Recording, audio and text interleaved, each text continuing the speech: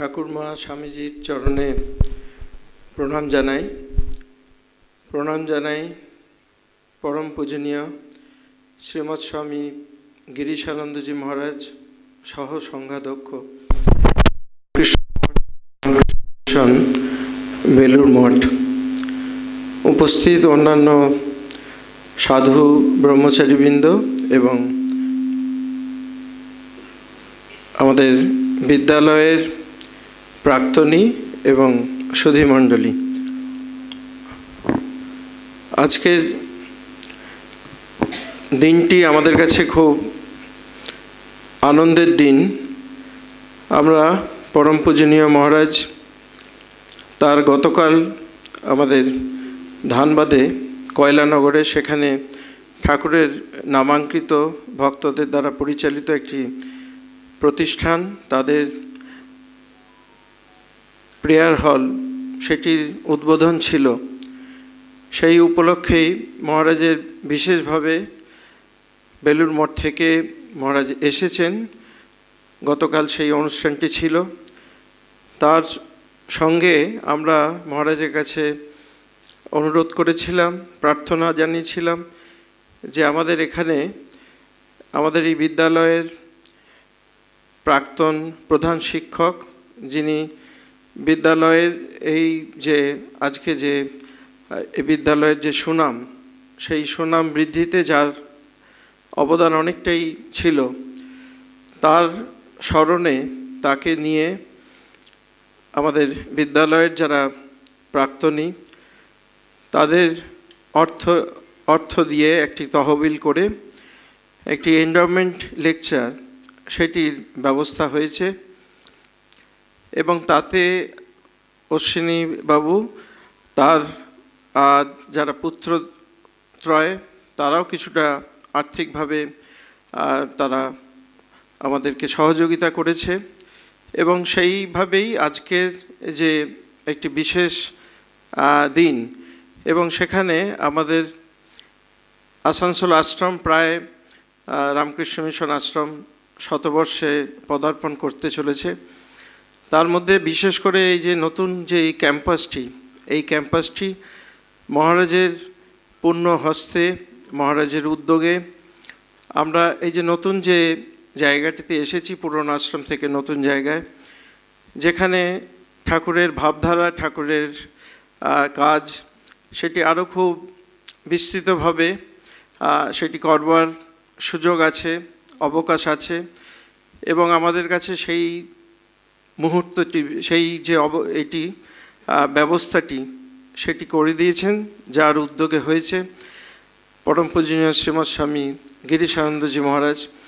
তো তিনি আবার আজকের এই যে স্মারক বক্তৃতা সেইটা দেবার জন্যে মহারাজ সম্মতি জানিয়েছেন। আমি মহারাজের প্রতি আমার প্রণাম এবং কৃতজ্ঞতা জানাই। আজকের এই মহারাজের বক্তৃতার বিষয় হচ্ছে life and teaching of holy mother Sarada Devi. মায়ের জীবন তার বাণী নিয়ে মহারাজ বলবেন। মহারাজের কাছে প্রণাম জানাই যে তিনি এর সঙ্গে এই যে আমাদের এই অনুষ্ঠানটিকেও যুক্ত করেছেন, সেই জন্য মহারাজের প্রতি আমাদের কৃতজ্ঞতা জানাই।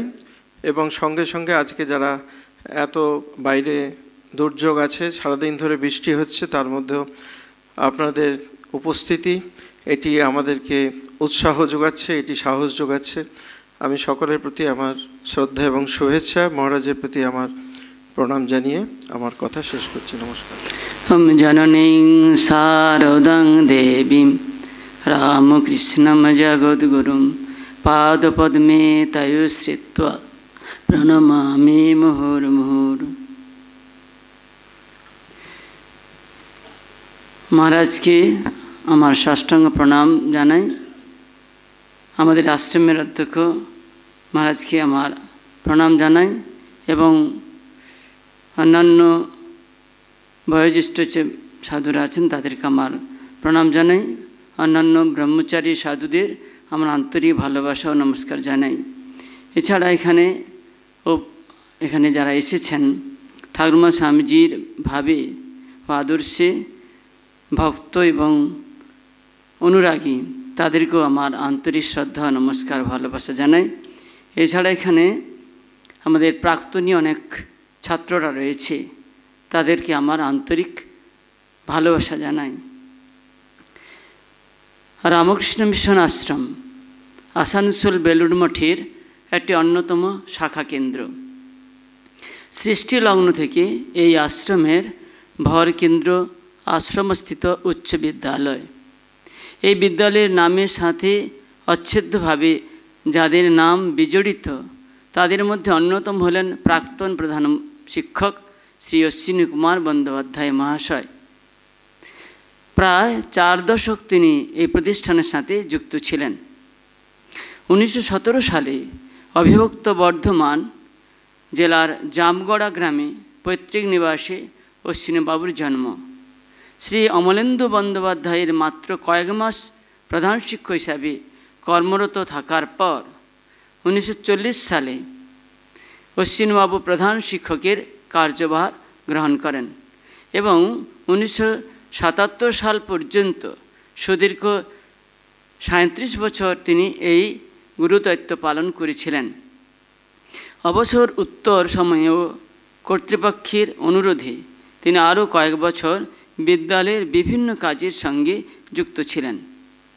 অশ্বিনীবাবু বিএ পরীক্ষায় উত্তীর্ণ হওয়ার পরই প্রধান শিক্ষক রূপে নির্বাচিত হন। কর্মরত থাকাকালীন তিনি বিটি এবং এমএ পরীক্ষায় পাস করেন। সহশিক্ষকগণকেও তিনি উচ্চ শিক্ষার জন্য উৎসাহিত করতেন। বাহিরে কঠোর শৃঙ্খলাপরায়ণ এবং অন্তরে অত্যন্ত কোমল স্বভাব তথা হৃদয়বান এই মানুষটি ছাত্রদের কাছে যুগপৎ ভয় সৌম্য এবং শ্রদ্ধা ভালোবাসার পাত্র হয়ে উঠেছিলেন। শিক্ষকবৃন্দ শিক্ষাকর্মীদের সাথেও তার মধুর সম্পর্ক ছিল। আশ্রমাধ্যক্ষ শ্রীমৎ স্বামী মৃত্যুঞ্জয়ানন্দজি মহারাজ এবং প্রধান শিক্ষক অশ্বিনীবাবুর কর্মকুশলতায় জেলা তথা রাজ্যে আসানসোল রামকৃষ্ণ উচ্চ বিদ্যালয়ের খ্যাতি ছড়িয়ে পড়েছিল। অশ্বিনীবাবু যত্ন সহকারে দরিদ্র ছাত্রদের জন্য তহবিল বানানো, ফুল ফ্রি, হাফ ফ্রি প্রভৃতি বন্দোবস্ত করতেন। মূলত ইংরেজি পড়ালেও তিনি ছোটদের গণিতের ক্লাস নিতেন। আশ্রম মোড় থেকে উষাগ্রাম যাওয়ার পথে বিবি কলেজের নিকটবর্তী বিবেক ভবন নামাঙ্কিত বাড়িটি ছিল বিদ্যালয়ের প্রথম ছাত্রাবাস। ছাত্রগণ ব্যতীত কয়েকজন শিক্ষকের সাথে অশ্বিনীবাবু সেখানে কয়েক বছর বাস করেছিলেন। দেশে বিদেশে তার অনেক কৃতি ছাত্র ছড়িয়ে রয়েছেন। আসানসোল পৌরসভা মুরগাসোল অঞ্চলে তার নামে একটি রাস্তার নামকরণ করেছেন। 1993 সালে এই বিশিষ্ট শিক্ষক প্রয়াত হন। তাকে আমরা আন্তরিক শ্রদ্ধা এবং দূর থেকে তাকে প্রণাম জানাই।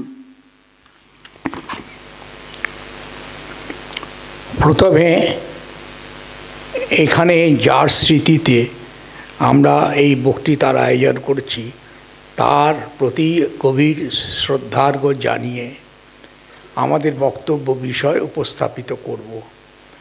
আমরা এখানে যারা উপস্থিত আছেন অনেকেই হয়তো অশ্বিনীবাবুকে দেখেছেন এবং অশ্বিনীবাবুর যে কর্মকুশলতা সেটির পরিচয় পেয়েছেন। যাই হোক, এখানে আজকে যারা উপস্থিত আছেন তাদের সেই স্মৃতি নিশ্চয়ই জাগরিত হচ্ছে। আজকে তার যে ইচ্ছা ছিল যে এই বিদ্যালয়টি কালে কালে একটি পূর্ণ রূপ নেবে এবং এরপরে আরও যাতে বর্ধিত আকারে নূতনভাবে এর সম্প্রসারণ হয়ে এখানকার যে ছাত্র শিক্ষক এবং যারা বিদ্যানুরাগী মানুষকে সহায়তা করবে এই রকম ধরনের যে কাজ ভবিষ্যতে হবে সেটি তার ইচ্ছা ছিল এবং তার সঙ্গে তার যারা সহকর্মী ছিলেন অন্য যারা তারাও একত্রিতভাবে এই কাজে সহায়তা করেছিলেন। আজকে বক্তৃতার বিষয়বস্তু হচ্ছে শ্রী শ্রী মায়ের জীবন এবং বাণী, life and teachings of Sarada Devi. এই কথা সবসময় মনে রাখতে হবে যে আমরা মাকে বলে থাকি বিদ্যাদাত্রী। বিদ্যাদায়িনী মা।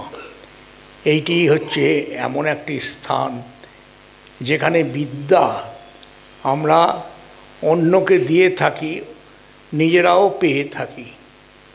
এই জন্য আমরা এই শাস্ত্রে বারংবার বলছে, দে বিদ্যে বেদিতব্যে পরাচ অপরাচ।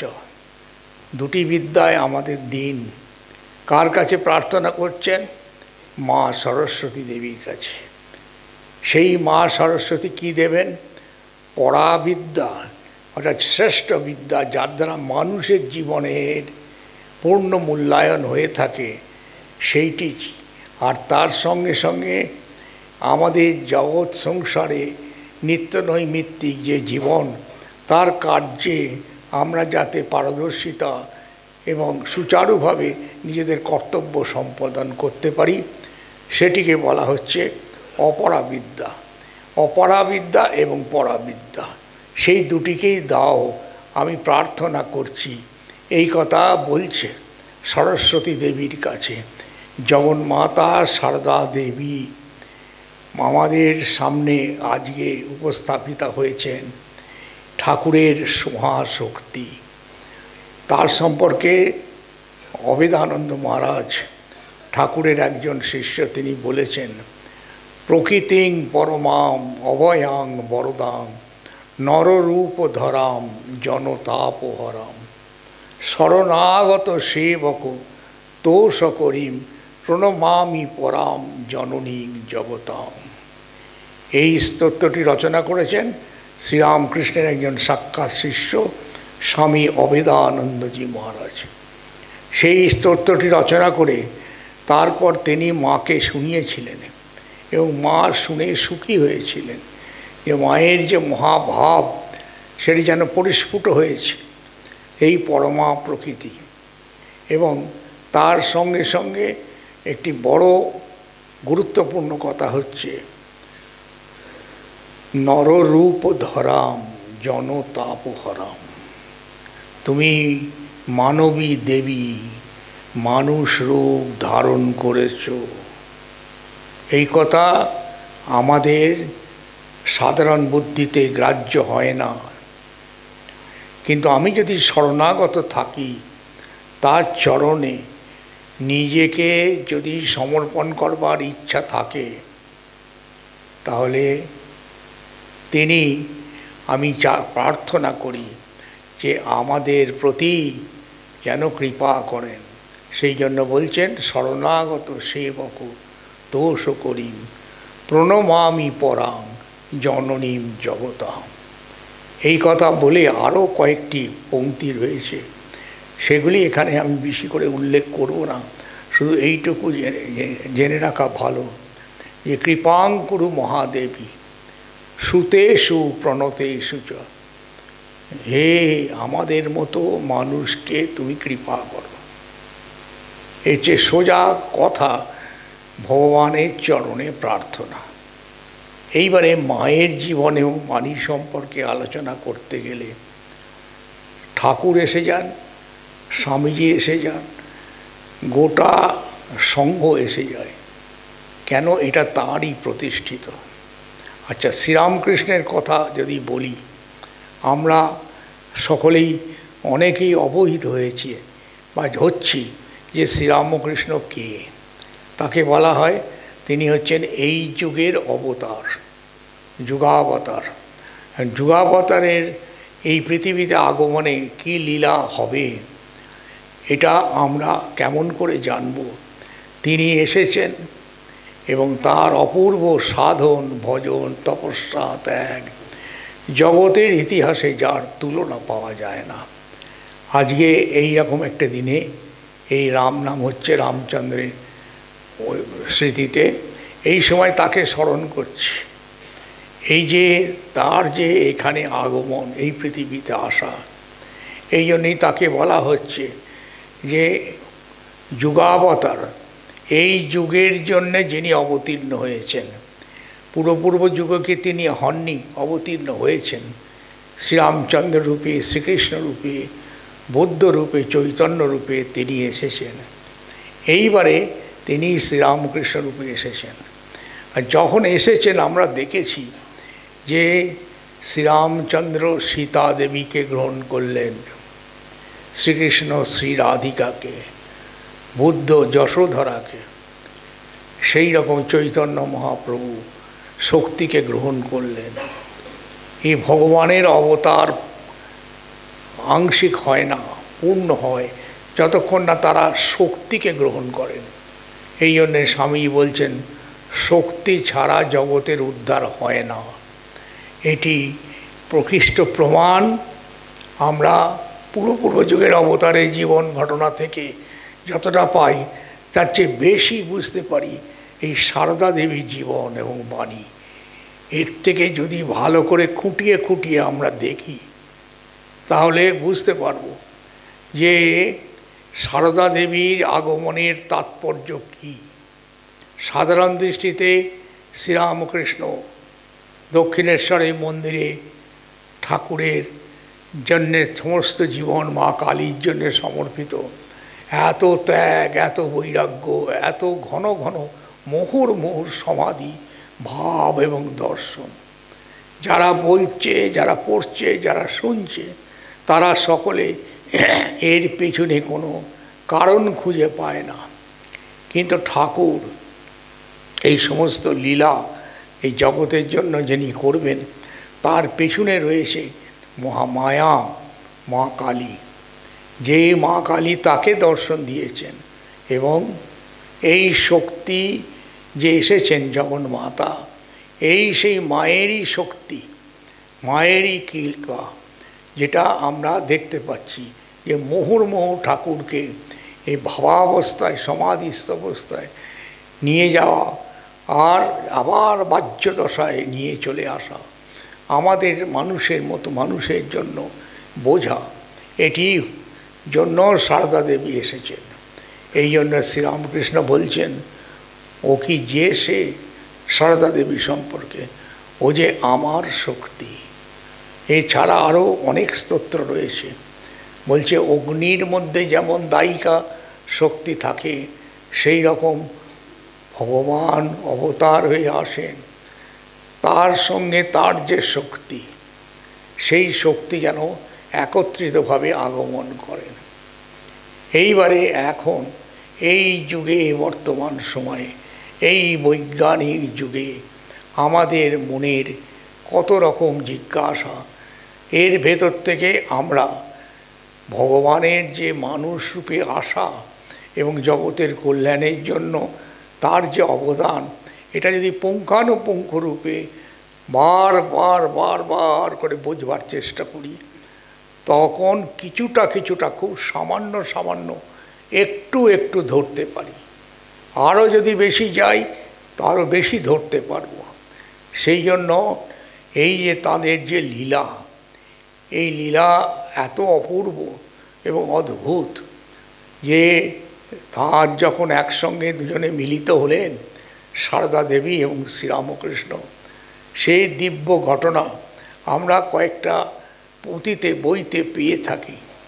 বলছেন যে ঠাকুর এত সাধনা করে যখন তাকে তার কামারপুকুরের যে বাড়িতে মানুষ তারা ভাবছে এ তো পাগল হয়ে গেছে ভগবানের নামে, একে যদি বিবাহ দিয়ে দেওয়া যায় তাহলে স্বাভাবিক জীবন অবস্থায় ফিরে যাবে। এই কথা তারা সিদ্ধান্ত করে ঠাকুরকে নিয়ে আসলেন। ঠাকুর কিন্তু একবারও বললেন না যে না আমার জীবনধারা আলাদা, আমি তো বিবাহ করব না, এটা সম্ভব নয়, এই কথা কখনো বললেন না। এছাড়া তিনি বিবাহের সম্মতি জ্ঞাপন করলেন। আপনারা সেই সব কথা পড়েছেন, সম্মতি জ্ঞাপন করলেন। যখন জ্ঞাপন করলেন সকলে খুব সুখী হলো, কিন্তু অত সহজ ছিল না। কেন সহজ ছিল না? ঠাকুর এসেছেন এবং তাকে বিবাহের প্রস্তাব দেওয়া হয়েছে, এবং তারপরে পাত্রী কোথায় পাওয়া যাবে তার জন্য একেবারে ভীষণভাবে হদিশ করছেন। ঠাকুরের বাড়ির অবস্থা, আর্থিক অবস্থা খুবই খারাপ। কোথাও বলছেন তার ভাই যে কোথাও পাওয়া যাবে পাত্রীকে। কেউ দিতে পারবে না, টাকা নেই ইত্যাদি অনেক ব্যাপার। শেষ পর্যন্ত যখন কিছু হলো না, তখন সকলে মিলে দুঃখ করছেন। এমন সময়ে ঠাকুর নিজ মুখে বললেন যে জয়রাম বাটিতে রামচন্দ্র মুখোপাধ্যায়ের গৃহে পাত্রী কুটো বাঁধা আছে। এই কথাটা যে কতখানি তাৎপর্যপূর্ণ, কেমন করে ঠাকুর জানলেন? তিনি তো থাকেন দক্ষিণেশ্বরে, আর এই তো মায়ের যে জায়গা হচ্ছে জয়রামবাটি, সেখানে পাত্রী যেন কুটো বাঁধা, মানে পুজোর সময় একটা ফলকে আলাদা করে রাখা হয়, সেই ফলটা দেবতার ভোগের জন্যই দেওয়া হবে, অন্য কিছু পাখিতে কিছু পাখন নষ্ট করবে না। সেই সারদা দেবী এই কুটো বাঁধা আছে, অর্থাৎ বিবাহ যেন আগে থেকেই হয়ে আছে। এই যে নির্ধারিত অবস্থা, এটিকে আমাদের আগেকার যুগের ভাষায় বলি যে সারদা দেবী যেন স্বয়ংবরা, নিজে থেকে স্বামী বা পতি নির্বাচন করেছেন। এই কথা আমাদের দৃষ্টিতে সহজে গ্রাহ্য হয় না, মনে হয় যে ঠাকুরেরই অদ্ভুত লীলা। ঠাকুরকে কে জানিয়েছেন? আমরা তো জানি ঠাকুর মা ছাড়া কিছু জানেন না, জগন্মাতা। তো তিনি যখন তাকে বলছেন আর তিনি যখন তাদেরকে জানালেন, তোমরা যাও খোঁজ লাগাও, গিয়ে দেখো পাবে, নিশ্চয়ই আছে। আর আশ্চর্য, দেখা গেল যে পাত্রী প্রস্তুত, কিন্তু পাত্রের সঙ্গে পাত্রীর মিল নেই। পাত্রী একটি ছোট বালিকা। আর শ্রীরামকৃষ্ণ দক্ষিণেশ্বর থেকে পূজার কর্ম থেকে ছুটি নিয়ে শরীর ভালো করার জন্য এসেছেন কামারপুকুরে। এইটুকু সময়ের অবসরে ওই গ্রামের সেই বালিকাকে ঠিক করা হলো যে একে আমরা পাত্রী হিসেবে নির্বাচন করব। নির্বাচন করার সময় দেখা গেল এক কথায় তারা রাজি হয়েছেন, কিন্তু এত সহজে সেটা হয়নি। কেন? পাত্রীর জন্য যৌতুক দিতে হবে, সেইটা অবস্থা তাদের নেই। সুতরাং ভাবছেন কোথা থেকে গহনা টহনা এইসব সংগ্রহ করে দেবেন, এই চিন্তা করছেন। আর লাহাবাবু বলে প্রতিবেশী যে ছিল, সেই প্রতিবেশীর বাড়ি থেকে গহনা টহনা ধার নিয়ে এসে সারদা দেবীকে বিয়ের আগে সাজিয়ে দেওয়া হলো। এই সব ঘটনা হয়েছে, আপনারা পড়ে থাকবেন। এবং তাকে পড়িয়ে দেওয়া হলো। ছোট বালিকা, সে বিবাহের তখন কতটুকু বোঝে, আমাদের সাধারণ বুদ্ধিতে এইটা তো বুঝতে পারা যায় না কেমন করে তিনি জানছেন। কি তাকে গহনা পরিয়ে দেওয়া হলো এবং তিনি বুঝলেন যে তার বিবাহ হচ্ছে। এইবারে একটি অক্ষয় কুমার সেন শ্রীরামকৃষ্ণ পুঁথির মধ্যে লিখছেন যে 27টা কাঠি, 27 জন মহিলা, তারা অনবরত কিছুক্ষণ ধরে শ্রীরামকৃষ্ণ এবং সারদা দেবীকে প্রদক্ষিণ করছে। সারদা দেবী বালিকা বসে আছেন, শ্রীরামকৃষ্ণ পড়ে আছেন। সেই যে কাঠিগুলো, তার মধ্যে আগুন জ্বালানো ছিল, সে তাতে ঠাকুরের গলায় যে মালাটি ছিল, সেইটি গাত্রহরিদ্রা বলে, সেটা পুড়ে গেল। মানে যেন বলা হচ্ছে যে অবিদ্যারূপ বন্ধনকে ঠাকুর নিজেই পুড়িয়ে দিলেন। এই ছিল বিবাহের মানে সাধারণভাবে প্রক্রিয়া, যে তারা এসেছেন এবং বিবাহ কাজ সমাপন হলো। এই যে বিবাহ কাজ সমাপন হলো, হয়ে যাওয়ার পরে আমরা সাধারণত দেখে থাকি যে পাত্রী চলে যাবেন তার শ্বশুরালয়ে। এখানে এইরকমই একটা অবস্থা যে পাত্র তো ফিরে চলে গেল দক্ষিণেশ্বরে কিছুদিনের মধ্যে। সেখানে যে অবস্থান করবেন নিজের বাড়িতে কামারপুকুরে, আর ইনি যে জয়রামবাটিতে থেকে কামারপুকুরে যাবেন সেরকম ধরনের ব্যবস্থা নেই। কেন? বালিকা বধূ। আর তাছাড়া তিনি ভগবানের নামে বিভোর হয়ে থাকেন, কিন্তু যথারীতি তিনি সেখানে দক্ষিণেশ্বরে মন্দিরে যে কর্মে নিবদ্ধ আছেন, সেই জন্য তিনি আবার সেখানে যোগদান করলেন। এই এক অদ্ভুত ব্যাপার। সাধারণ দৃষ্টিতে আমরা বুঝতে পারি না। ফিরে চলে গেলেন তিনি। এখানে সারদা দেবী রয়ে গেলেন। এর পরের ঘটনা আপনারা অনেকেই অবগত আছেন। তাকে নিয়ে যাওয়ার কথা, কামারপুকুর তো প্রশ্নই নেই, কয়েকবার তিনি ঠাকুর এসেছেন এবং কামারপুকুরে জয়রামবাটি থেকে কামারপুকুরে এসেছেন, দুজনে মিলিত হয়েছেন এবং তিনি বুঝতে পেরেছেন ভগবানের এইবারে নররূপ ধারণ। কিন্তু অন্য যারা আত্মীয় পরিজন তারা ভাবছে যে এমন জামাইয়ের সঙ্গে বিয়ে দিল, ঘর সংসারও করল না, আর ছেলে পিলেও হলো না, এই কথা বলছে। তা দুঃখ করে শ্যামাসুন্দরী দেবী ছিলেন মায়ের মা সারদা দেবী, বলছে কেন তুমি দুঃখ করছো? তোমার জামাই ঠাকুরুন এ সাধারণ মানুষ নয়। বলছেন যে বিয়েও দিল, সংসারও করলো না, ছেলে পিলেও হলো না, এরকম ধরনের একটা আক্ষেপণী কথা।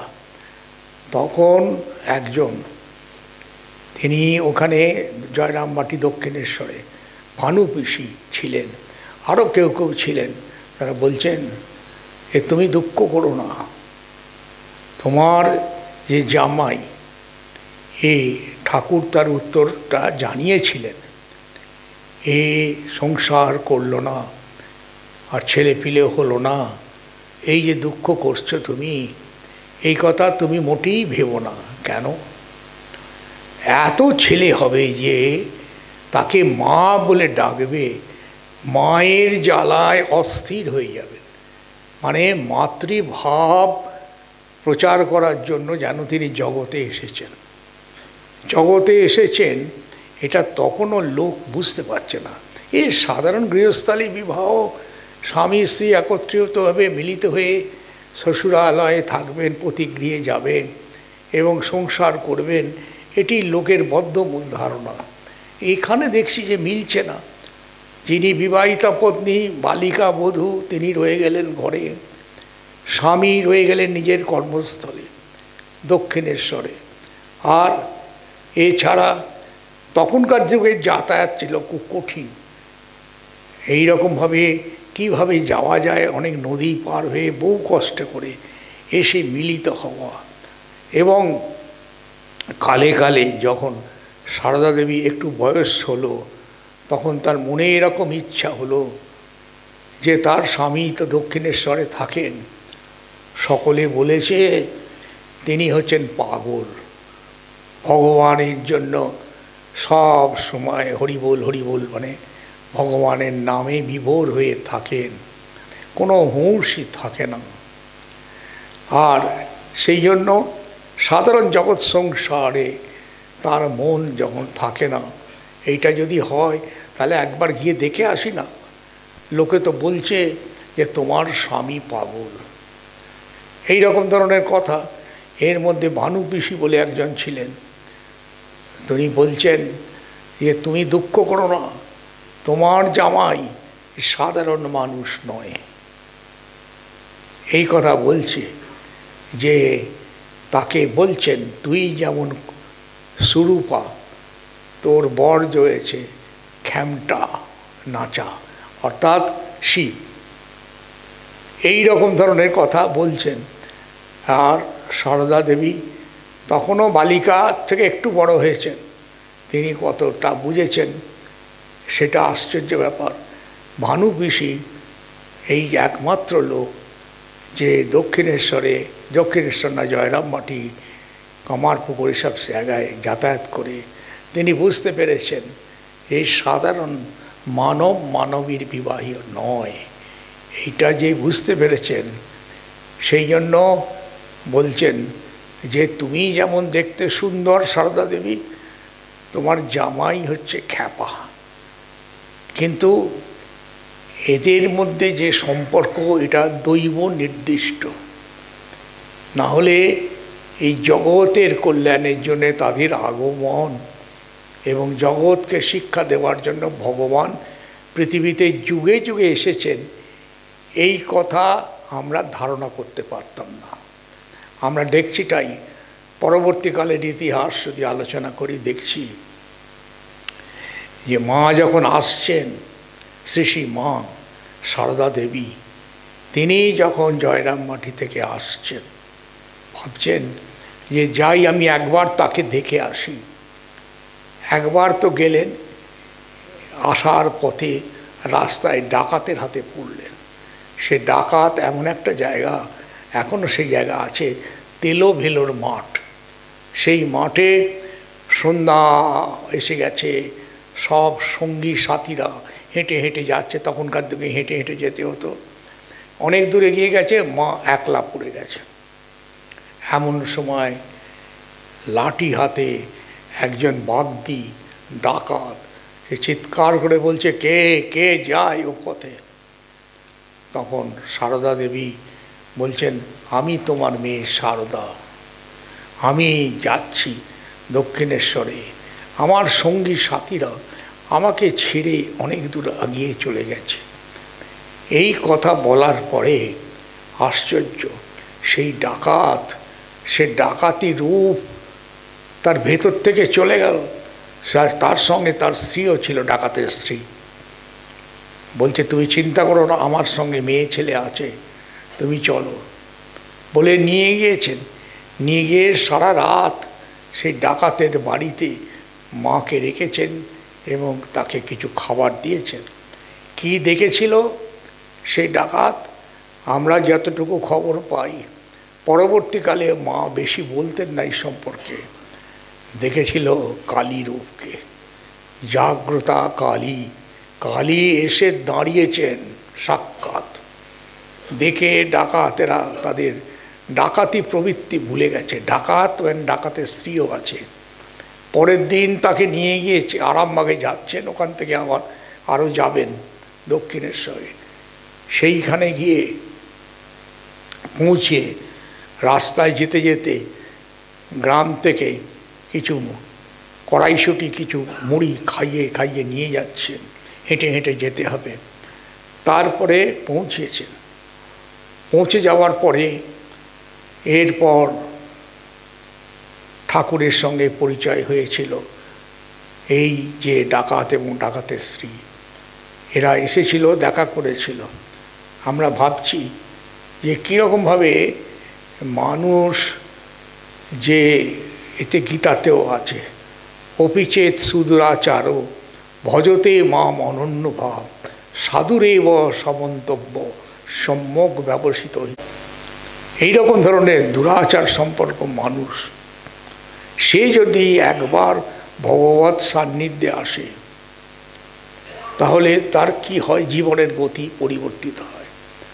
এই যে তেলে ভেলোর মাঠ ধু ধু করছে, অন্ধকার হয়ে গেছে, এইখানে একা চলেছেন, সঙ্গী সাথীরা তাকে ছেড়ে আগে চলে গেছে। এই হচ্ছে মায়ের জীবনের যে তাৎপর্য।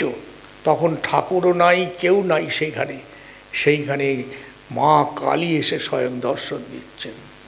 আবার পরবর্তী কিছু সময়ের কথা, সেই সময়ে আপনারা সকলেই পড়ে থাকবেন যে মায়ের ইচ্ছা হলো যে একবার তাকে দর্শন করব, দক্ষিণেশ্বরে যাব।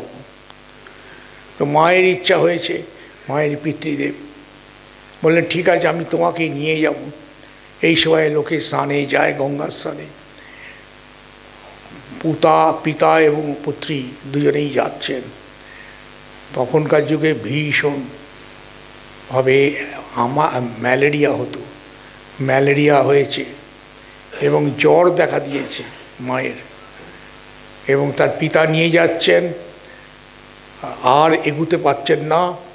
এরকম একটা অবস্থায় কোনো রকমে একটা আস্তানা নিজের কাছে ছিল, সেটি পেরে শুয়ে পড়েছেন। আর ভাবছেন এই গভীর জ্বর হয়েছে, ভীষণভাবে বেহুঁশ। নিজের কথায় আছে যে লজ্জা সরব রহিত হইয়া, অর্থাৎ কিচ্ছু নেই, শুয়ে পড়েছেন। কি হবে জানি না, আমার স্বামীর সঙ্গে তো দেখা হবে না। এমন সময় একজন মহিলা, খুব কালো রঙের দেখতে, সে স্বপ্নে এসেছে, বলছে, তুমি কে? আমি আসছি জয়রামবাটি থেকে, তো আমার স্বামী আছে দক্ষিণেশ্বরে, কিন্তু আসার পথে আমার খুব জ্বর হলো, আর তার দর্শন পেলাম না। সঙ্গে সঙ্গে সেই মহিলা বলছে, তুমি অবশ্যই যাবে, সেখানে যাবে এবং তার সঙ্গে দর্শন করবে। তারপরে একটি তাৎপর্যপূর্ণ কথা আছে, আমি সেই জন্যই তাকে সেখানে আটকে রেখেছি। এই কথাটা চিন্তা করার বিষয়। ঠাকুরকে দক্ষিণেশ্বরে মা কালী আটকে রেখেছেন কেন? সারদা দেবী আসবেন। তাহলে সারদা দেবী আর মা কালী দুজনে যে এক, কোনো পার্থক্য নেই, এই সমস্ত ঘটনা থেকে সেই ইঙ্গিত বহন করে যে তিনি যে যাচ্ছেন, তার পরের দিনে জ্বর সেরে গেল, পৌঁছলেন ঘরে। এরপরে আমরা দেখতে পাই যে শ্রীরামকৃষ্ণ এবং সারদা দেবীর কত গভীর সম্পর্ক। পৌঁছানোর সঙ্গে সঙ্গে শরীরটা একটু খারাপ ছিলই, বলছে হৃদয়কে জ্বরে, হৃদয় তাড়াতাড়ি একটু মাদুর পেতে দে, ও এসেছে, ওর শরীর খারাপ, ওর থাকার সেবা শুশ্রূষার ব্যবস্থা করে দাও। কতখানি সম্মান দিচ্ছেন এই দক্ষিণেশ্বরে, তাদের যেখানে থাকার স্থান, সেইখানে সারদা দেবীকে পরম সমাদরে যেন ব্যবস্থা করেছেন। এরকম কয়েকবার আসা যাওয়া হয়েছে। আর তার যে ধারণা ছিল যে শ্রীরামকৃষ্ণ একেবারে বদ্ধ উন্মাদ, কোনো হুঁশ করেন না, কাউকে গ্রাহ্য করেন না, তিনি এইরকমভাবে আমাকে সমাদরে নিয়ে আসছেন, এ কি হতে পারে? এই তো দেখছি যা ভেবেছিলাম সব ভুল। এই যে শ্রীরামকৃষ্ণের সঙ্গে সারদা দেবীর এই যে অপূর্ব মিলন, এই থেকে বোঝা যায় যে জগতের উদ্ধারের জন্যে তারা এসেছেন, কিন্তু জগৎকে অগ্রাহ্য করেননি। স্বামী স্ত্রীর মধ্যে যে সম্পর্ক আছে, সেই সম্পর্কটিকে পুনঃপ্রতিষ্ঠিত করার জন্য আমাদের জীবনের, বৈবাহিক জীবনের সম্পর্ক, সাংসারিক যে সম্পর্ক, এটি ভগবত ভাবকে দূরে সরে রেখে নয়, তার সঙ্গে মিলে মিশে রয়েছে। সেই জন্য উপনিষদেও এই কথাই বলা আছে, এই বারংবার বলা হচ্ছে যে স্ত্রীর মধ্যে যিনি ঈশ্বরকে দেখেন, যে সবসময় নিজের যারা এসেছেন তাদের সকলের মধ্যে কস্মিন্নু ভগব বিজ্ঞাতে সর্বমিদং বিজ্ঞাতং ভবতীতি, কাকে জানলে সব জানা যায়। সেই জায়গায় এই যে দুজন মৈত্রেয়ী এবং কাত্যায়নী দুই স্ত্রী, সেখানে যাজ্ঞবল্ক্য ঋষি তিনি করছেন কি, তার সম্পত্তি সব দিয়ে তিনি সন্ন্যাসে চলে যাবেন। তখন একজন চুপ করে রইল, আর একজন স্ত্রী বলল যে যাকে পেলে আমি সব পাব, সেটি আপনি কোথায় দিলেন আমাকে? আপনি তো সব ধন সম্পত্তি সব দিতে চাইছেন, কিন্তু আমি সেটা তো পেলাম না। এই কথা বলে তার স্বামী যাজ্ঞবল্ক্যকে ছেড়ে দেননি। আর সেইটি অপূর্ব একটা উপাখ্যান আমরা পাই বৃহদারণ্য উপনিষদে, যে আমার সেই যে পূর্ণ জ্ঞান লাভের সহায়তা, এই ঘটনা আমরা পাচ্ছি। তো এইখানে সেই কোন যুগে, বৈদিক যুগের কথা আর বর্তমান সময়ের কথা, এখানেও দেখতে পাচ্ছি যে স্বামী কিন্তু স্ত্রীকে সম্পূর্ণভাবে অবহেলা করলেন না, পূর্ণভাবে নিজের কর্তব্য পালন করেছেন এবং চেষ্টা করেছেন যে মায়ের যে মাতৃত্ব, এই যুগে যার জন্য জগন্মাতা এসেছেন, সেই মাতৃত্বকে জগতের সামনে সম্প্রসারিত করবেন। নারী জাতির উন্নয়ন ব্যতীত কোনো রকম ধরনের কল্যাণ হয় না, স্বামী বিবেকানন্দ বলেছেন।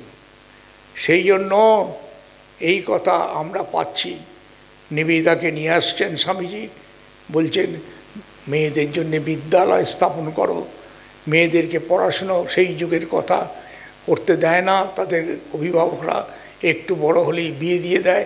এই যে সংসারের অবস্থা, এই জন্য নারী শিক্ষার প্রবর্তন করো, এই কথা বললেন। এই সমস্ত কথা আমরা পাচ্ছি। আর নিবেদিতা উৎসাহিত হয়ে এই কলকাতায় এসে সে বিদ্যালয় স্থাপন করলেন এবং মায়ের কাছে আশীর্বাদ নিয়ে সেই নিবেদিতা বিদ্যালয় স্থাপিত হলো। তো এই যে মা গ্রামে সেই অত্যন্ত একটা মানে যাকে বলে অনুন্নত পল্লী থেকে আগমন করেনি, সেই মা পরিণীতা হয়েছেন, বয়স্কা হয়েছেন, স্বামীর সেবা করেছেন, আর কিছু জানেন না। আর ভক্তরা আসছে, তাদের খাওয়াচ্ছেন, রান্না করছেন এবং ঠাকুরের সুখ সুবিধা দেখছেন। এই রকম যে মাতৃত্ব ঠাকুর জানতেন যে তিনি আর কি করেছেন জগতের জন্য, মাকে অনেক কিছু করতে হবে। এই কথা বলে একবার যখন ঠাকুরের গলায় ক্যান্সার, সেই সময় বলছেন সেই অবস্থাতে যে এ আর কি করেছে, ঠাকুর বলছেন তোমাকে অনেক অনেক করতে হবে। ঠাকুর কথাটাকে উড়িয়ে দেওয়ার মতো বলছে, সে মা সে কথাটাকে উড়িয়ে দেওয়ার জন্য বলছে সে যখন হবে তখন হবে, এখন তো এইটুকু খেয়ে নাও। ঠাকুর মজা করে বলছেন দেখো তুমি নিজেকে গোপন করো না। বলছেন হয়ে বিদেশিনী নারী, লাজে মুখ দেখাতে নারী, কইতে নারী বলতে নারী, নারী হওয়া একই দায়। অর্থাৎ তুমি নিজেকে আত্মগোপন করে রেখেছ, তোমাকে অনেক অনেক করতে হবে, ঢের ঢের। আচ্ছা, এখন যদি কেউ বলে যে ঠাকুর চলে গেছেন 1886 সালে, স্বামীজি চলে গেলেন 1902, মা রইলেন 1920, মা বলছেন ঠাকুরের শরীর চলে গেল, এরপরে ভাবি যে আমার আর কেন, আমিও যাই। এমন সময় ঠাকুর আবার দর্শন দিয়ে তোমার এখন মরা চলবে না, তোমার অনেক অনেক কাজ বাকি। অনেক অনেক কাজ কি? সে যখন হবে তখন না, আমি এইটার দায়িত্ব তোমাকে অর্পণ করছি। এই জগৎকে উদ্ধারের দায়িত্ব ঠাকুর যেন মাকে অর্পণ করছেন, এই কথা তার কাছে প্রতিশ্রুতি রূপে নিয়েছে। এইটা আমরা বুঝতে পারি না যে মা একজন সাধারণ গ্রাম্য মহিলা, তিনি থাকেন, তার নিজের যেখানে স্থান সেখানে আর কয়েকজন ভক্তরা আসেন, সেখানে ঠাকুর তার দায় অর্পণ করছেন। অর্থাৎ দায় আমাদের উভয়ের। শ্রীরামকৃষ্ণ বলছেন সারদা দেবীকে, আমার একার দায়িত্ব নয়। কী দায়িত্ব? জগৎ উদ্ধারের দায়িত্ব। অবতার পুরুষের জন্য যে দায় সমর্পণ করেছেন, যার জন্য জগন্মাতা কালী দক্ষিণেশ্বর মন্দিরে জল করে উঠছেন, আর প্রত্যেক আনাচে কানাচে চলা ফেরার মধ্যে তিনি দেখছেন সেই মাকে। মায়ের পায়ের নুপুর ঝমঝম করে বাজছে, মা বারবার করে বলছেন কলকাতার লোকগুলো পোকার মতো কিলবিল করছে, তুমি তাদের একটু দেখো। এই কথা যেন ঠাকুরকে বলছে, এ ঠাকুরের আগমন এই জগতের কল্যাণের জন্য। এখন কথা হচ্ছে এই রকম ধরনের আমরা যখন চিন্তা করি, এই বর্তমান যুগে যত আরও সময় অতীত হবে, আরও সময় পার হয়ে আসবে, ঠাকুরের যে মহাবাণী, যেটি পরবর্তীকালে স্বামীজি আশীর্বাদ পুষ্ট হয়ে বিদেশে প্রচার করতে গিয়েছেন, সেখানে তিনি যখন ভাবছেন যে আমি যাব বিদেশে, ঠাকুরের দর্শন পেয়েছেন, কিন্তু মায়ের আশীর্বাদ তো পাওয়া যায়নি। মা তখনও আছেন নিজের গ্রামে জয়রামবাটিতে। মাকে একটা চিঠি লিখলে কেমন হয়? লিখেছেন চিঠি যে আমি যাচ্ছি বিদেশে। তখনকার যুগে চিন্তা করুন, বিদেশে উড়োজাহাজে যাওয়া যাবে না, এরোপ্লেনে যাওয়া যাবে না, এমনি যেভাবে আমরা জাহাজে যাই সেইভাবে, এবং কঠিন পাথেয় জোগাড় করা ইত্যাদি অনেক কিছু। তা সত্ত্বেও মা জানেন যে ছেলের আমার কত কষ্ট করে এই স্বামীজিকে নির্ধারিত করেছেন যে ঠাকুরের ভাব এবং আদর্শ প্রচারে তুমি যন্ত্র। সেই জন্য মা আশীর্বাদ করছেন। কয়েকদিন চিন্তিত ছিলেন যে তিনি সেই সন্তান নরেন্দ্রকে অনুমোদন দেবেন কি দেবেন না। এমন সময় আশীর্বাদ। তখন স্বামীজি বললেন, যাক বাঁচা গেল, এখন মায়েরও ইচ্ছা আমি যাই বিদেশে। এর ফলে তিনি নিশ্চিন্ত হয়ে যাওয়ার জন্য প্রস্তুত হয়েছেন। আর তার পরবর্তীকালের ঘটনা আমরা ভেবে আশ্চর্য হই যে মা কাছে নিয়ে এসছেন নিবেদিতাকে। নিবেদিতা এসছেন, সারাবুল এসছেন, আরেকজন মহিলা এসছেন, তিনজনে এসেছেন। এবং স্বামীজি বিদেশেরই নারী, তারা ইংরাজি জানেন না এবং আদব কায়দাও জানেন না। মায়ের যেখানে থাকার স্থান কলকাতায় সেই সময়, তার কাছে উপস্থিত করিয়ে দিয়েছেন এবং মা অনুমোদন করেছেন তারা আসুক। এসে তার সঙ্গে দেখা করেছে, কথা বলেছে, আর বলছেন আমি তোমার খুকি মানে বালিকা নিবেদিতা মনে হয়েছে। সেই মাকে দেখে তার কীভাবে অনুভব, কীরকম মনে হতো। এই জগন্মাতা তিনি সাদা শাড়িতে বসে আছেন পরে এবং অতি শুভ্র, এবং তাকে ধারণা করা বিদেশেরই মহিলার পক্ষে কত কঠিন। তবু স্বামীজি পাঠিয়েছেন। দু চার কথা বলার পর কীভাবে তিনি ভাষা আলাপন হলো সেটি আমরা ভাবলে আশ্চর্য হই। আর মনে হচ্ছে হচ্ছে আমরা খ্রিস্টের পূজা করে থাকি, যীশু খ্রিস্টের। সেখানে মাদার মেরির কথা আছে। তিনি পরে ফিরে গিয়েছেন, ফিরে গিয়ে বিদেশে গিয়েছেন, গিয়ে চার্চে গিয়ে থেকে লিখছেন চিঠি যে আজকে আমার দর্শন হলো সেই মাদার মেরি আর তুমি এক। যারা যীশু খ্রিস্টের পূজা করে থাকেন, তাই মাদারের মধ্যে সেই মাদার মেরির দর্শন দেখতে পেলাম। এই যে মায়ের যে এই রকম নানা রকম ধরনের যে প্রকার, কোথায় সেই বিদেশে, এবং সেখানে চার্চের মধ্যে গিয়ে নিবেদিতা প্রার্থনা করছেন, আর সেইখানে দেখছেন যে মাদার মেরি এসেছেন, মাদার মেরি এসেছেন এবং তার এবং সারদা দেবী এক। অর্থাৎ এই যে আমরা বলে থাকি যে ভগবানের অবতার, এর কৃপা কীভাবে বর্ষিত হয় আমাদের পক্ষে বোঝা সম্ভবপর নয়। এই হচ্ছে মায়ের মাহাত্ম্য।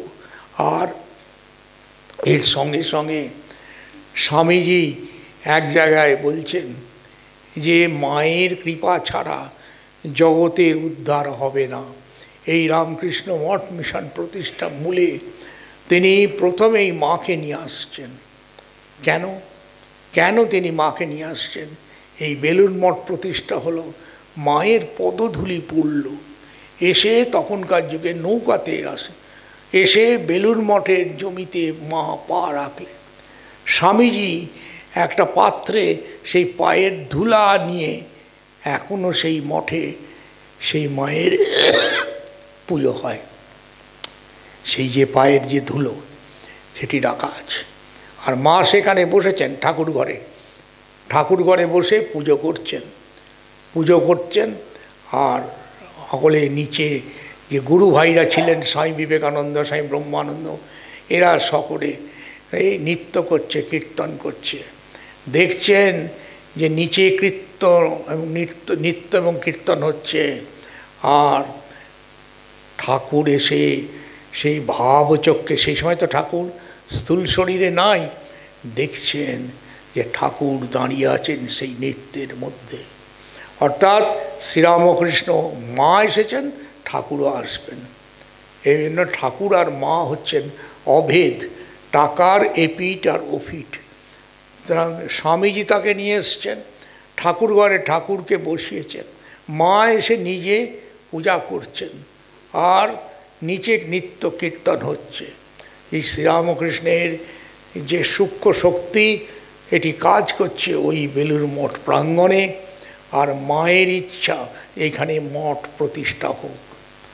এইসব ঘটনাগুলো থেকে আমরা পরবর্তীকালে বুঝতে পারি এর মাঝখানে আরও অনেক ঘটনা রয়েছে, যে ঘটনা থেকে আরও আমরা ধারণা করতে পারি যে শ্রীরামকৃষ্ণ অবতার বরিষ্ঠ বলা হয়েছে, সমস্ত অবতার যুগে যুগে এসেছেন। এই যুগে এমন একটা কি অবস্থা হয়েছিল যে আবার অবতারের আসার প্রয়োজন হয়েছিল। রামচন্দ্র এসেছেন, শ্রীকৃষ্ণ এসেছেন, বুদ্ধ এসেছেন, চৈতন্য এসেছেন। এই যুগে কি প্রয়োজন ছিল? এই ধর্ম সংস্থাপন অর্থাৎ ধর্মকে অস্থাপিত হয়েছিল, সেই জন্য ধর্মকে স্থাপন করার জন্য শক্তিকে গ্রহণ করলেন, শক্তিকে পূজা করলেন ঠাকুর, এবং এর দ্বারা তিনি শক্তিকে উদ্বোধিত করলেন।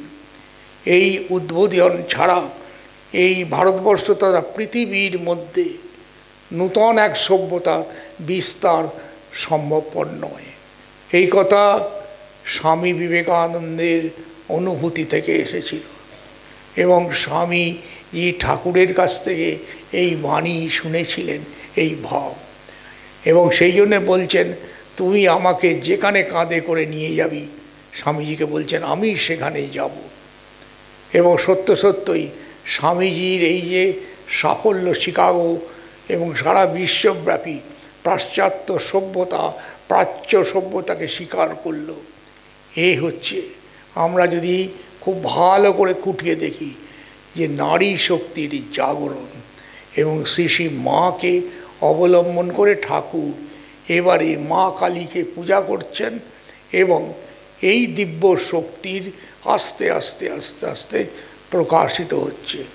আজকে যুগের পর যুগ বদলে যাবে, মানুষের সভ্যতার নূতন নূতন সব অধ্যায় আসবে।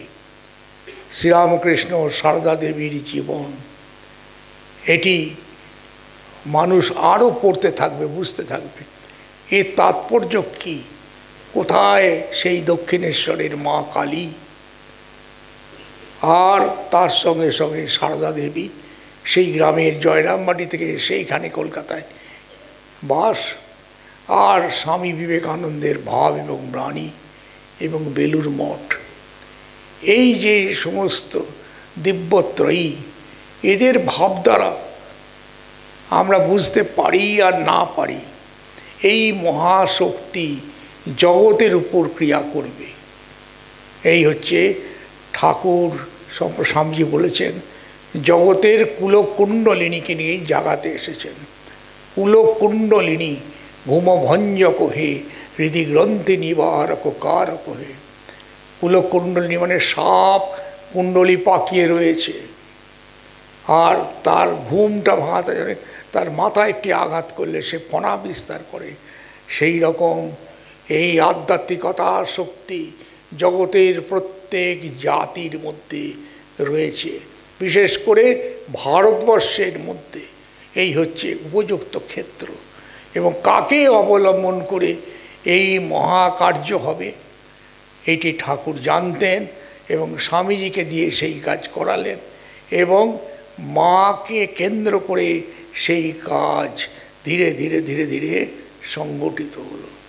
এই জন্য আমরা এই মায়ের স্তবে এই কথা বলা হয়েছে যে তুমি ছাড়া কোনোভাবেই কিচ্ছু করা যায় না, মায়ের আশীর্বাদ ছাড়া একটা কুটো নড়ানো যায় না। এই হচ্ছে জগন্মাতার মহাশক্তি, কিন্তু লুক্কায়িত রেখেছেন, মা যেন ঘোমটা দিয়ে রয়েছেন, ঘোমটার ভেতরে নিজেকে আবৃত করে রেখেছেন। আর মায়ের মধ্যে মহাশক্তি, যদি শ্রদ্ধা করো, যদি ভালোবাসো, যদি তার চরণে তুমি সমর্পণ করো, তোমার সমস্ত সমস্যার সমাধান হবে। সেই জন্য আমরা দেখেছি মাঝখানের যে অনেকগুলি ঘটনা মায়ের জীবনে রয়েছে, ঠাকুরের জীবনে রয়েছে, স্বামীজির জীবনে রয়েছে। বিশেষ করে এখানে মায়ের সম্পর্কে আলোচনার জন্য আমরা এখানে এসেছি। মাকে জিজ্ঞাসা করা হয়েছিল যে মা তুমি কে? সাধারণ একজন নারী, তুমি কে আমাকে বলতে পারো, উত্তর দিতে পারো? তুমি ঠাকুর কে? যে ঠাকুর তো ভগবান। আরও 5 জন নেই সেখানে ঢাকঢোল বাজিয়ে। তাহলে আমি আবার কে? আমি হচ্ছি ভগবতী। নিজের মুখে নিজেকে লুক্কায়িত করে রেখেছেন, আমি হচ্ছি ভগবতী। ঠাকুর যদি ভগবান হন, আমি হচ্ছি ভগবতী, আবার কে? এই কথা মায়ের মুখ থেকে শোনা অত সহজ ছিল না। এমনকি রামেশ্বরে গেছেন মা, গিয়ে দেখছেন যে কোন যুগে সেই শিবের পূজা করেছিলেন, শিবলিঙ্গ তৈরি করে ভগবান রামচন্দ্র। হঠাৎ তার মুখ থেকে বেরিয়ে এলো, যেমনটি রেখেছিলাম তেমনটি রয়েছে। এই যে কথা, এর মানে কি? কোন যুগে এসেছেন রামচন্দ্র সীতা দেবী, এবারে যেন আবার সারদা দেবী রূপে এসেছেন। তাই বলছেন যেমনটি রেখেছিলাম তেমনটি রয়েছে। অর্থাৎ সেই শিবের মাথায় আবরণ দিয়ে জল ঢালা হয় সেইখানে রামেশ্বরে, সেটি মা যেন সীতারূপে এসেছিলেন সেই তেমনটি দেখেছি। সেইটি মায়ের মুখ থেকে, অন্যরা ছিল কয়েকজন মহিলারা, মা কি বললে কি বললে, মা আর দ্বিতীয়বার বলছেন না, কে তারা শুনে ফেলেছে যে তুমি এসেছিলে সীতারূপে। সেই জন্য আমরা দেখতে পাই যে মায়ের যে স্বরূপ, এটি কখনো কখনো আমরা জানতে পেরেছি। এই সারনাথে সেখানে একদল ইঞ্জিনিয়ার এসেছেন এই সমস্ত বুদ্ধের স্মৃতিভূত জিনিস সব পুনর্নির্মাণের জন্য। অনেক যুগ আগে বুদ্ধ এসেছিলেন, তার শিষ্যরা এসব তৈরি করেছেন। আর তারা সব আলোচনা করছেন যে এটাকে কি করে রিবিল্ড করা যায়। এই যেমন আমাদের আর্কোলজিক্যাল সার্ভে, মা হঠাৎ বলছেন, দেখো যারা করেছিল, মানে বুদ্ধের সময় তারা এসেছিল, তারাই আবার এসেছে করছে। এই ঘটনা যেন পুনরাবৃত্তি হচ্ছে। তার মানে মায়ের মুখ থেকে এই কথা বেরোলো, সেই ইঞ্জিনিয়ার তারা এসেছে এই স্মৃতি বহন করে নিয়ে যাওয়ার জন্য। এই থেকে মা যে যুগ যুগান্তরের মা, এটি আমাদের কাছে একটু একটু করে প্রকাশিত হয়ে যদি ভালো করে লক্ষ্য করি, দেখতে পাবো যে জগন্মাতা বিরাজিতা সর্বযুগে। চণ্ডীতেও এই কথাই বলা হয়েছে। যখন দানবের সংখ্যা খুব বৃদ্ধিপ্রাপ্ত হবে, দেবতাদের বলছেন আমাকে ডেকো, তোমাদের ডাক শুনে আমি আসব সেই যে অসুরদের ধ্বংস করার জন্য। এই ঘটনা রয়েছে যে চামুন্ডা যারা পড়েছেন চণ্ডী, সেখানে সে রক্ত মুন্ড, এই যে চণ্ডমুণ্ড বধ আছে, রক্ত বীজদের বধ করা হয়েছে। এইসব ঘটনা এই মায়ের জীবনে সাধারণ একজন নারী বলছেন যে রক্ত বীজকে মা মুহূর্তের মধ্যে গিলে ফেলছেন। সেই রক্ত পড়ার সঙ্গে সঙ্গে শত শত অসুর সৃষ্টি হচ্ছে। সেই জন্যে মা কালী রূপ ধারণ করলেন। মা তুমি নিজের মুখ প্রসারিত করো, আর সেটি নতুন অসুর তৈরি হওয়ার আগেই মা সেটাকে গ্রহণ করে নিচ্ছেন। এইভাবে রক্ত বীজকে বধ করেছেন। সে যা চণ্ডী মধু কৈটবাদী দৈত্য দলনী, মধু কৈটবকে বধ করেছ। এই যে মধু এবং কৈটব দুজন দৈত্যের কথা চণ্ডী পড়লে ভালো বোঝা যায়। যা রক্তবীজ আসনি, রক্তবীজকে তুই না, যা ধূম্রেশ্বর চণ্ডমুক্তমঠনী, ধূম্রেশ্বর এই আরেকজন, একটি শুম্ভ নিশুম্ভ দৈত্য দলনী, শুম্ভ নিশুম্ভকে তুমি বধ করেছ। তুমি সেই এই সা দেবী নবকোটি মূর্তি সহিতা মাং পাতু বিশ্বেশ্বরী। এই তুমি জগন্মাতা এইবারে যেন কালী রূপে সেই কাজ করেছ। এবারে দেখছি রক্তবীজকে তুমি সংহার করেছ, আমাকে ডাকলে আমি আসি। এই কথা তিনি দেবতাদের প্রতিশ্রুতি দিয়েছেন, বিপদে পড়লে আমাকে ডাকো, চণ্ডীতে বলা হয়েছে। তো এই সমস্ত হচ্ছে বিজ্ঞান দিয়ে এই সত্যকে পরীক্ষা করা যায় না, কল্পনা দিয়ে করা যায়। কিন্তু কবি বা সাহিত্যিক বা দার্শনিক যারা উপলব্ধি করেছেন তাদের চোখে এইটি ধরা পড়েছে যে জগন্মাতা সর্বত্র বিরাজিতা। এবং এই জন্যে আমরা দেখছি সাধারণ মানবরূপিণী যে সারদা দেবী আর সেই দেবী রূপিণী সেই যে চণ্ডমুণ্ড বধ করেছেন সেই চামুণ্ডা, এই যেন এক হয়ে মিশে গেছে। এটা আমরা ধারণা করতে পারি না। সেই জন্য আমরা চণ্ডী স্তব করি, চণ্ডীর কাছে প্রার্থনা করি। এই যে মায়ের মহাশক্তি, মায়ের মহাশক্তি কিন্তু ছদ্মবেশে রয়েছেন। ছদ্মবেশে রয়েছেন কেন বলছেন, যখন যখন আমাকে ডেকো, নিজে বলে গেছেন, যদি বিপদে পড়লে আমাকে ডেকো, নিজের কথা। এবং আমরা দেখছি যে এমন ধরনের এই পৃথিবীতে আমাদের মনুষ্য মনের যে কত বিপদ, কত চিন্তা, এর থেকে রক্ষা করার জন্য, উদ্ধার করার জন্য আমরা একমাত্র বর্তমান সময়ে এই জগন্মাতা। সেই জন্য দোষান অশেষান সগুণী করসি, তার স্তবে বলা সমস্ত দোষ তিনি নিবারিত করে যান। এই যে এত বড় শক্তি, এই কথাটি বলা হয়েছে সেই অভেদানন্দ মহারাজের রচিত সেই স্তবে। সেই জন্য তিনি কৃপা করলে, একটি জায়গায় গানে আছে, কৃপাঙ্কুরু মহাদেবী সুতেষু প্রণতেষু চ চরণাশ্রয় দানেন কৃপাময়ী নমস্তুতে। আর জননী আমার এলে মা করুণা করিতে, কেন করুণা তাপিতের তরে নরদেহ ধরে অশেষ যাতনা সইতে। তারপরের কথাটি গুরুত্বপূর্ণ, পরের লাইনটি, ত্রিদিব ত্যাজিয়া, ত্রিদিব মানে স্বর্গ মর্ত পাতাল, কোন কোন ঊর্ধ্বলোক, সেসব থেকে যেন আবার নিচে নেমে এসছেন। ত্রিদিব ত্যাজিয়া এ ধরায় আশা, সন্তান্তরে কত কাঁদা হাসা, অহেতুক তব এই ভালোবাসা, পারি কি গো মোরা বুঝিতে। চণ্ডিকানন্দ মহারাজ এই গানটি রচনা করেছেন। শত জনমের যত পাপ হয় দিয়াছি ঢালিয়া ওই রাঙা পায়, সকলই তো তুমি শৈলে হেলায় কোল দিতে কত তাপিতে। এত যদি মাগো করুণা এবার, এদিন ও সন্তানে কাঁদায় না আর, খুলে দাও দ্বার ভব কারাগার, মিশে যাক সেই পদে তোমার। এ অনেক গভীর তাৎপর্যপূর্ণ যে মায়ের সম্পর্কে রচিত। একজনের কথা বললাম, চণ্ডিকানন্দ মহারাজ, তিনি এই গানটি রচনা করেছেন। এই গানের ভেতরে যে ব্যাখ্যা রয়েছে তা থেকে আমরা এইটুকু বুঝতে পারি যে জগন্মাতা সারদা দেবী আর মা কালী দক্ষিণেশ্বরে আর শ্রীরামকৃষ্ণ, এরা যেন এক, অবতারের বিভিন্নভাবে প্রকাশ। এই জন্য মায়ের উপর নির্ভরশীলতা হচ্ছে একমাত্র অবলম্বন।